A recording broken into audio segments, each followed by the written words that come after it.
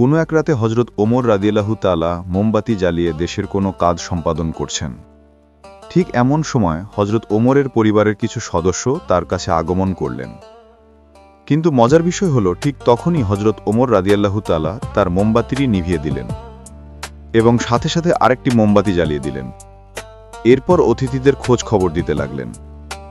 মেহমানদের থেকে কৌতূহলী এক ব্যক্তি ওমর রাদিয়াল্লাহু তাআলাকে জিজ্ঞেস করলেন, হে আমির আল মুমিনিন, আপনি আমাদেরকে দেখান কেন আগের মোমবাতিটি নিভিয়ে দিলেন এবং নতুন করে এই বাতিটি জ্বালালেন। খলিফা হজরত ওমর বলল, আগের মোমবাতিটি ছিল রাষ্ট্রীয় সম্পদের, আমি এই বাতিটি দিয়ে রাষ্ট্রীয় কাজ করতেছি। কিন্তু তোমরা আমার আত্মীয়, তোমাদের সাথে আমার ব্যক্তিগত অনেক কথাই হবে, আর আমার নিজের জন্য আমি জনগণের কোনো সম্পদ ব্যয় করতে পারি না, আর এসব সম্পদের বিষয়ে আল্লাহর কাছে আমাদেরকে জবাবদিহি করতে হবে। তাই তোমাদেরকে দেখে আমি ওই মোমবাতিটি জ্বালালাম।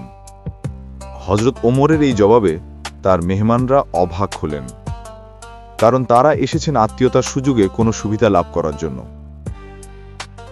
কিন্তু তার এই জবাবে তারা হতভম্ব হয়ে আর কোনো আবদার রাখতে পারেনি, কারণ সামান্য মোমবাতি নিয়ে খলিফার মধ্যে এত সতর্কতা, এত সাবধানতা, যা দেখে তারা আর কোনো কিছু বলতে সাহস পেল না।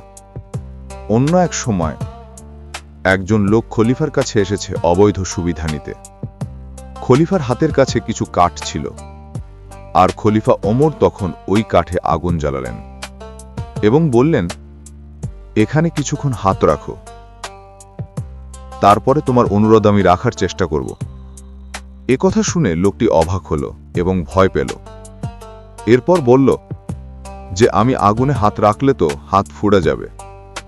এরপর ওমর রাদিয়াল্লাহু তাআলা বললেন, তুমি সামান্য এই আগুনকে ভয় পাচ্ছ, অথচ তুমি আমাকে ওই কঠিন দোজকে চিরতরে নিক্ষেপ করতে চাচ্ছ।